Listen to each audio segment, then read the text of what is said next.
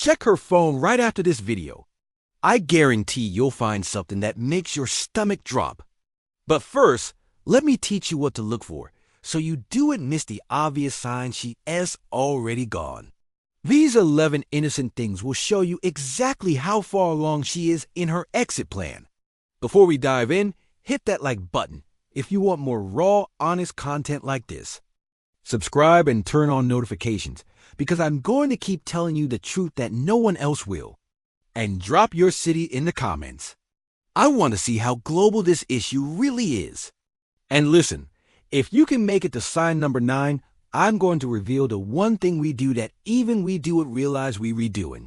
It's so subtle that 99% of men miss it completely. But once you see it, you'll never miss it again.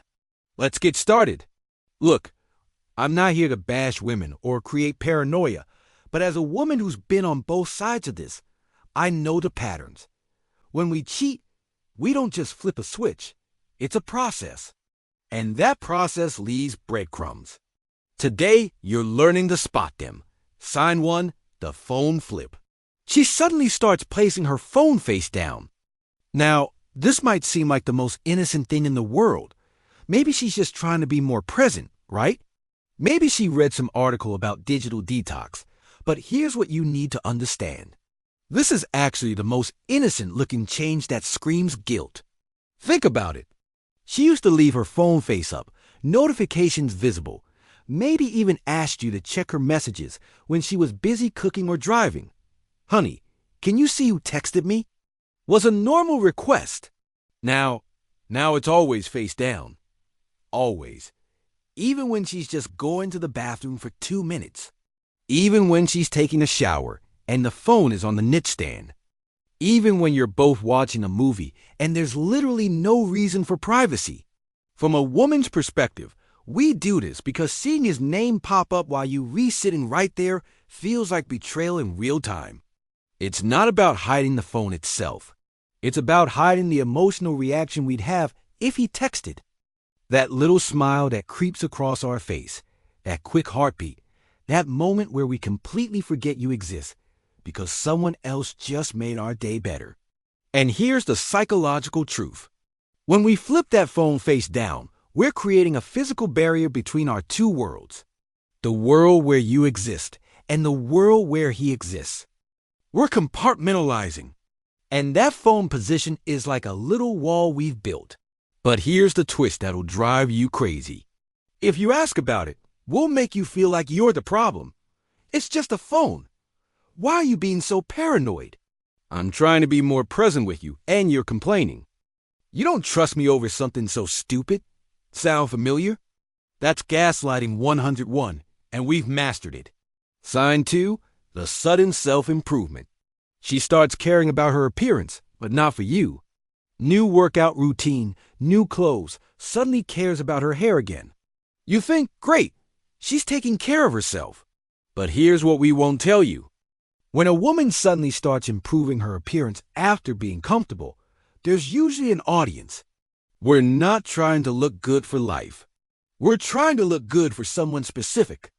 And if that someone was you, you'd know about the new routine. You'd be invited to the gym, ask for opinions on outfits included in the transformation. The dead giveaway. She doesn't want you to see her getting ready anymore. The bathroom door that used to stay open is now locked. She's putting on makeup for a quick grocery run, but won't tell you which store. Sign 3, the emotional wall. She stopped seeking your emotional support. This one's huge, and most men miss it because it feels like she's just becoming more independent. She used to tell you about her bad day, her frustrations with her boss, her fears about the future, her excitement about small wins. You were her emotional processing partner. Now she just says, I'm fine, and moves on. But this isn't about becoming independent or self-sufficient. This is about getting that emotional support elsewhere. This is about finding someone else to be vulnerable with. When we're emotionally invested in someone else, we unconsciously start protecting that connection. We don't want to muddy it by bringing our relationship problems into it. We don't want to complain about you to him. That feels too much like emotional cheating. Oh wait, We don't want to process our feelings with you because we're processing them with him instead. Think about it. Emotional intimacy is often deeper than physical intimacy. When we share our fears, our dreams, our daily struggles with someone, we're creating a bond that's incredibly powerful. And when that person becomes our go-to for emotional support instead of our actual partner, that's when the real betrayal begins. And here's the part that will hurt the most. She's not just hiding her problems from you. She's sharing them with him. He's becoming her emotional safe space while you become the stranger she lives with. He knows about her work stress. He knows about her family drama. He knows about her insecurities and dreams. And you get the highlights reel and the polite small talk. Sign 4, the schedule mysteries. Her schedule suddenly has gaps she can't explain. Working late becomes code for something else. But it's not about the lies. It's about the vagueness. She used to give you details, names, times. Meeting with Sarah about the Johnson project until 7. Now everything is meeting with the team or grabbing drinks with people from work. We know you trust us, so we use that trust. The vagueness isn't to deceive you completely. It's to give ourselves plausible deniability. If you ask who exactly, we can say, oh, just some people from accounting, without technically lying. The moment you ask for specifics, we'll accuse you of not trusting us. Classic deflection. Why do you need to know everyone I talk to? Are you trying to control me now? Sign 5, the intimacy shift. Physical intimacy becomes either desperate or distant. This one's tricky because it goes two ways. Either she suddenly wants nothing to do with physical touch, or again she becomes overly sexual, like she's trying to prove something. Guilt makes us do strange things. Some of us pull away because touching you feels like cheating on him. Every kiss feels like a lie. Others overcompensate because we think being extra physical with you will erase what we're doing with him. Both reactions come from the same place, a guilty conscience. And you'll feel it, the desperation or the coldness. Neither feels like love anymore. Sign 6, the new vocabulary. She starts using phrases, references, or jokes that aren't from your shared world. Suddenly, she's saying things differently, referencing movies you've never watched together, using slang that doesn't match her usual speaking style, or telling jokes that sound like someone else's sense of humor. This happens because of something called linguistic mirroring. When we spend intimate time with someone, and I mean emotionally intimate, not just physically, we start unconsciously adopting their speech patterns, their phrases, their way of expressing ideas. We don't realize we're doing this. It's completely subconscious. His jokes become our jokes. His way of saying things becomes our way. His favorite expressions start rolling off our tongue. If he says that's wild instead of that's crazy, suddenly we're saying that's wild too. If he has a particular way of describing things, we start describing things that way. It's psychological bonding at its most basic level. We mirror the people we're emotionally connected to. And when that person isn't you anymore, if you point it out, she'll say she picked it up somewhere, but can never remember where. I don't know. I heard it at work. I think someone on TikTok was saying it. I think I read it somewhere. Because admitting she picked it up from him would be admitting there is a him. Pay attention to changes in her language. New phrases that don't sound like her. New ways of expressing old ideas. New references that don't come from your shared experiences. Language is a window into our inner world. And when that inner world includes someone new, the language changes too. Sign 7, the defensive mode. She becomes defensive about things that never bothered her before. You ask about her day, and suddenly it's, why are you interrogating me? You mention that she seems different lately, and it becomes, you're always criticizing me. You ask who she was texting, and it's, you don't trust me. Everything feels like an attack to her because she's living with constant guilt and the fear of being discovered. When you're cheating emotionally or physically, every innocent question feels loaded. We're so hyper-aware of what we're hiding that we project suspicion onto your normal curiosity. Your how was your day becomes, are you checking up on me? In our guilty minds, Your "you seem stressed" becomes your analyzing my behavior and our paranoid thoughts. This defensive response is actually a psychological defense mechanism called projection. We're feeling guilty, so we assume you're suspicious. We're hiding something, so we assume you're investigating. We're being deceptive, so we assume you're being interrogative. The more defensive we get about small things, the bigger the thing we're actually hiding. If asking about lunch plans makes her snap, she's not really angry about lunch plans. If wondering why she's working late makes her accuse you of being controlling, the working late isn't the real issue. And here's the manipulation part. We turn your reasonable concerns into character flaws. You're not asking valid questions. You're being paranoid. You're not noticing changes. You're being critical. You're not seeking connection. You're being needy. We flip the script so perfectly that you start questioning whether you're the problem. Sign 8, the friend circle shift. She mentions new people, but never invites you to meet them. Suddenly there are new names in her stories. Work friends, gym buddies, people from her yoga class, friends from that new hobby she picked up. But somehow you never meet any of them, and she never suggests bringing you into that world. This is bigger than it seems. Throughout your relationship, you've probably been integrated into each other's social circles. You know her friends, she knows yours. You get invited to work parties and social events. You're included in group texts and weekend plans. That's what healthy relationships look like, shared social worlds.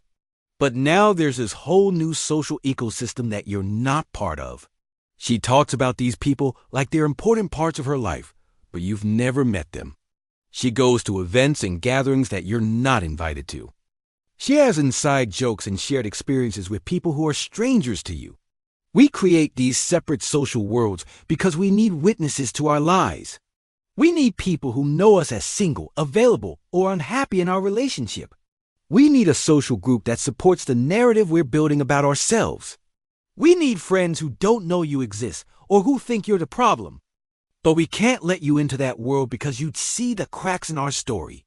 You'd notice that we talk about you differently to them than we do to you.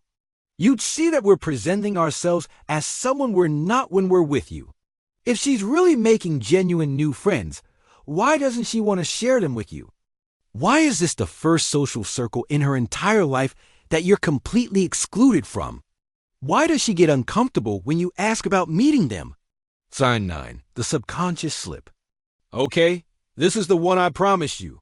And it's so subtle that even we ain't catch ourselves doing it until it's pointed out to us. Listen carefully to her language when she talks about the future. Really listen. She used to say when we buy a house, or we should plan a vacation next year, or we need to start saving for retirement. The language was inclusive, collaborative, partnership-oriented. Now listen to what she says. When I get my own place, or I want to travel more, or I need to figure out my finances, or I'm thinking about making some changes in my life. Do you hear it? The shift from we to I, the move from inclusive language to individual language. This isn't conscious. This isn't a deliberate attempt to exclude you. This is her subconscious mind preparing for a life without you. When a woman is emotionally detaching from her relationship, her brain literally starts excluding you from future scenarios before she has even admitted to herself that she wants out. Her subconscious mind is already planning an exit strategy, while her conscious mind is still trying to make the relationship work. I've caught myself doing this, and it scared me. Your mouth speaks what your heart is already planning. When we start saying I instead of we, our subconscious is telling us something our conscious mind isn't ready to face yet. This linguistic shift happens in all areas of future planning. Career goals become individual pursuits instead of family decisions. Financial planning becomes personal instead of joint. Living situations become individual preferences instead of couple compromises. Social plans become personal desires instead of shared experiences. And here's the most painful part. By the time you notice this pattern, she's been emotionally rehearsing her exit for weeks, maybe months. She's not planning to leave you in her conscious mind, but subconsciously in her heart, she already has. Pay attention to the pronouns. Pay attention to how she talks about tomorrow, next month, next year. If you're consistently absent from her future tense, you're already absent from her future plans. Sign 10, the future fade. Now that you understand the subconscious language slip, this sign will make perfect sense. She stops making concrete plans that include you. She used to be the one suggesting vacation destinations, talking about weekend plans, making dinner reservations, planning date nights. Now everything is vague, non-committal, or completely absent. We should plan a trip because maybe I'll travel somewhere. Let's look at houses because I might need to move. What should we do this weekend? Get to answer with I don't know, whatever. It's hard to plan a future with someone when you're emotionally investing in someone else. It feels dishonest to make long-term plans when you're really not sure if you want those plans to include your current partner. So, we start unconsciously protecting ourselves from making commitments we're not sure we want to keep. But there's another layer to this. Planning a future together requires emotional investment in that future. It requires excitement about shared experiences, shared goals, shared dreams. When our emotional investment is going elsewhere, we don't have the energy or desire to plan anything together. This is actually one of the earliest signs of emotional affair, but most men don't notice until it's too late. By the time you realize she's stopped including you in tomorrow, she's already mentally moved into a tomorrow without you. The lack of future planning isn't just about logistics. It's about hope. It's about excitement. It's about believing that whatever you build together will be worth the effort. When that belief starts dying, the planning stops too. Sign 11, the guilt gifts. She suddenly becomes extra thoughtful, generous, or accommodating. Random gifts start appearing. She does things she never used to do. Making your favorite dinner, buying you clothes, being extra considerate about your preferences. She agrees to things she used to push back on. She becomes the perfect girlfriend seemingly overnight. And you think, maybe she's just appreciating me more. Maybe she's realizing what she has. But here's the truth. This isn't love. This is guilt management. We know what we're doing is wrong, so we try to balance the scales. Every nice thing we do for you is an attempt to offset the horrible thing we redoing behind your back. The expensive dinner isn't because we love you more. It's because we feel guilty for loving someone else. The thoughtful gift isn't because we're thinking about you more. It's because we're thinking about him and feeling bad about it. It's psychological compensation. We're trying to buy our way out of guilt. We're trying to prove to ourselves that we're still good people, still good partners by being extra good in obvious ways. The kinder we become in grand gestures, the worse we're behaving in secret moments. And this creates a confusing dynamic for you, because her actions are saying one thing while her energy is saying something completely different. You'll notice that these gestures feel performative rather than spontaneous. They feel like obligations rather than expressions of love. They feel like she's checking boxes rather than following her heart. Sign 12, the energy drain. This is the final and perhaps most heartbreaking sign. She seems exhausted by your relationship, not just tired from work or life stress. Specifically, exhausted by having to be present with you. Conversations feel forced. Intimacy feels like work. Spending time together drains her energy instead of feeling it. You'll notice it in small ways first. She takes longer to respond when you're talking to her, like she has to pull herself back from somewhere else to focus on you. She seems relieved when you have plans that don't include her. She finds excuses to be in different rooms, to have different schedules, to minimize the time you spend together. This happens because living a double life is absolutely exhausting. Managing two different emotional worlds, keeping stories straight, hiding feelings, pretending to be present when your heart is elsewhere. It takes an enormous amount of mental and emotional energy. By the time we come home to you, we've used up all our emotional energy on someone else. You're getting our leftovers, the tired, guilty, emotionally empty version of us. We have nothing left to give because we've already given it all away. And the most painful part, that energy, we're not giving you. We're giving it to him. The laughter, the excitement, the genuine joy, the emotional availability, the natural conversation, the effortless connection. He's getting the version of us you fell in love with. You start feeling like being around you is a burden to her, like she's doing you a favor by spending time with you, like she'd rather be anywhere else than with the person she's supposed to love most. Look, I know this is hard to hear, and I know some of you are watching this and recognizing things that are happening in your relationship right now. Here's what I want you to remember. These signs don't mean you should become paranoid or controlling. They mean you should trust your instincts. Because here's the truth no one wants to say out loud. A woman who truly loves you doesn't just avoid cheating. She avoids even the appearance of cheating. She protects your relationship from anything that could threaten it. If she's doing these things, she's already emotionally checked out, even if she hasn't physically crossed the line yet. You deserve someone who chooses you every day, not someone who's auditioning for her next relationship while still in one with you. Don't ignore the signs. Don't make excuses for behavior that makes you feel crazy. Trust what you see. Subscribe for more honest content that no one else will give you. And remember, you don't need closure from someone who's already emotionally gone. You need courage to choose yourself. You're worth more than being someone's backup.